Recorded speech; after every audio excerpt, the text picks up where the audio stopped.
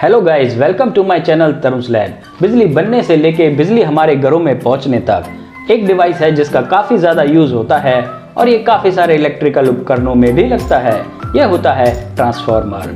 Transformer voltage और current को कम ज़्यादा करने के काम में लिया जाता है। तो इस वीडियो में हम बात करेंगे इसका क्या सिद्धांत है, ये कैसे वोल्टेज और करंट को कम ज़्यादा करता है और इसके कितने टाइप्स होते हैं। ट्रांसफार्मर्स के बारे में जानने के लिए आपको 5 टर्म्स का पता होना काफ़ी ज़रूरी है।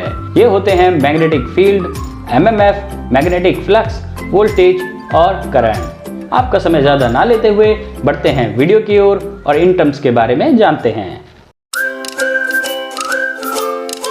सबसे पहले समझते हैं वोल्टेज और करंट के बारे में। वोल्टेज और करंट काफी बेसिक सी टर्म्स हैं जिनके बारे में मैं आपको पहले भी बता चुका हूं। एक बार फिर शॉर्ट में बता देता हूं। वोल्टेज एक तरह का प्रेशर होता है जो इलेक्ट्रॉन्स को किसी कंडक्टर में धकेलता है। वहीं इलेक्ट्रॉन्स के कंडक्टर में फ्लो होने से करंट बनता है। अब हम बात करते हैं मैग्नेटिक फील्ड के बारे में। आप लोगों ने गाइस मैग्नेट या चुंबक तो देखी ही होगी। जब हम एक मैग्नेट के सामने दूसरी मैग्नेट लाते हैं वो या तो एक दूसरे से दूर भागती हैं या वो एक दूसरे की ओर खिंचती हैं। ऐसा इसलिए होता है मैग्नेट्स के चारों ओर इसका असर होता है जिसे मैग्नेटिक इफेक्ट बोलते हैं और जहाँ तक ये इफेक्ट होता है उसे मैग्नेटिक फील्ड बोलते हैं। जब किसी कंडक्टर में से करंट पास होता है तो कंडक्टर के चारों ओर भी मैग्नेटिक फील्ड बनता है। नेक्स्ट समझते हैं मैग्नेटिक फ्लक्स क्या होता है। जब मैग्नेटिक फील्ड में किसी सरफेस को रखा जाता है तो मैग्नेटिक फ्लक्स बनता है। इसे एक सिंबल फाई से दिखाया जाता है। एमएमएफ जिसे मैग्नेटोमोटिव फोर्स भी बोलते हैं और मैग्नेटिक फ्लक्स आपस में एक दूसरे से जुड़े होते हैं।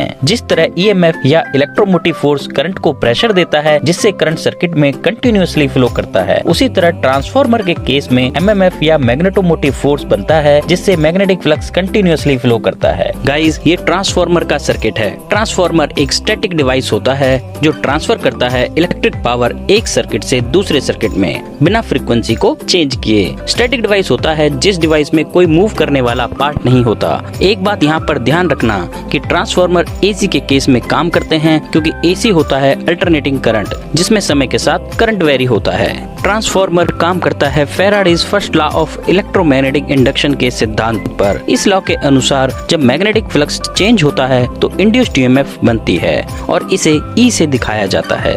यह ट्रांसफार्मर की कोर है। ये कई सारे आयरन की लैमिनेटेड शीट से बनी होती है। कोर में से मैग्नेटिक फ्लक्स पास होता है। यह ट्रांसफार्मर का प्राइमरी सर्किट बोला जाता है। इस सर्किट में इनपुट सप्लाई आती है जिसे हमें कम या ज्यादा करना होता है। वीपी है प्राइमरी वोल्टेज, आईपी है प्राइमरी करंट, ईपी है इंड्यूस्ड ईएमएफ और ये कॉइल आप इस कोर पर देख रहे हैं ये है प्राइमरी वाइंडिंग। प्राइमरी वाइंडिंग में जो टर्न्स होते हैं उनको एनपी से दिखाया जाता है। इसी तरह सेकेंडरी सर्किट में होता है VS secondary voltage, IS secondary current, ES induced EMF in secondary. ये सेकेंडरी वाइंडिंग और एनएस है number of turns in secondary winding. Guys, यहाँ पर इम्पोर्टेंट बात यह है कि स्टेप डाउन ट्रांसफार्मर में सेकेंडरी वाइंडिंग में कम टर्न्स होते हैं प्राइमरी वाइंडिंग से और स्टेप अप ट्रांसफार्मर में टर्न्स ज्यादा होते हैं। 5 मैग्नेटिक फ्लक्स होता है जो कोर में बनता है। जब प्राइमरी वाइंडिंग में से करंट जाता है तो मैग्नेटिक फील्ड बनती है और यह मैग्नेटिक फील्ड कोर में मैग्नेटिक फ्लक्स बनाती है। जब फ्लक्स सेकेंडरी वाइंडिंग में से पास होता है तो सेकेंडरी सर्किट में इंड्यूस्ड ईएमएफ उत्पन्न करता है। यहाँ आप देख सकते हैं कि ट्रांसफार्मर में प्राइमरी साइड और सेकेंडरी साइड के बीच में कोई इलेक्ट्रिकल सर्किट नहीं होता। ये मैग्नेटिकली लिंक्ड होते हैं फ्लक्स के जरिए। गाइस, अभी तक मैंने आपको बताया ट्रांसफार्मर क्या होता है, ये कैसे काम करते हैं। अब जानते हैं ट्रांसफार्मर से रिलेटेड कुछ इंपॉर्टेंट फॉर्मूले के बारे में जिनको आपको याद रखना चाहिए। अगर हम ट्रांसफार्मर का आइडियल केस लेते हैं, मतलब कि लॉसेस को हम कंसीडर नहीं करते, तो प्राइमरी सर्किट की पावर बराबर होती है सेकेंडरी सर्किट की पावर से।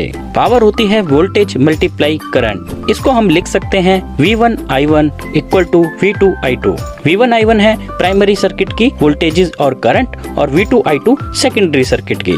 और इसे ऐसा भी लिख सकते हैं V1 divide by V2 equal to I2 divide by I1। एक रिलेशन ये था गाइस और एक रिलेशन होता है इंड्यूस्ड ईएमएफ और नंबर ऑफ टर्न्स के बीच में। यह होता है E1 divide by E2 equal to N1 divide by N2। अगर वाइंडिंग का रेजिस्टेंस 0 हो तो इनको लिख सकते हैं E1 इक्वल टू V1 और E2 इक्वल टू V2। और इस केस में हमारे फॉर्मूले हो जाएंगे E1 divided by E2 equal to V1 divided by V2 equal to N1 divide by N2 equal to I2 divided by I1, और ये इक्वल होते हैं ट्रांसफॉर्मेशन रेशियो के, जिसको K से दिखाया जाता है। तो गाइज यह एक फाइनल रिलेशन आता है ट्रांसफॉर्मर के डिफरेंट पैरामीटर्स के बीच में, जिसको आप याद रख सकते हैं। यह आपके इलेक्ट्रिकल इंटरव्यू के पॉइंट ऑफ व्यू से भी काफी इंपॉर्टेंट है और इससे आप काफी सारी ट्रांसफॉर्मर से रिलेटेड कैलकुलेशन को सोल्व कर सकते हैं। गाइज ये कुछ ट्रांसफॉर्मर के टाइप्स होते हैं, उनके एप्लीकेशन, कंस्ट्रक्शन, मेजरमेंट और कूलेंट टाइप के अकॉर्डिंग। गाइज उम्मीद करता हूँ इस वीडियो से ट्रांसफार्मर के बेसिक्स आपके काफी क्लियर हुए होंगे। मैं ट्रांसफार्मर से रिलेटेड और भी इंटरेस्टिंग वीडियोस आपके लिए लाता रहूंगा।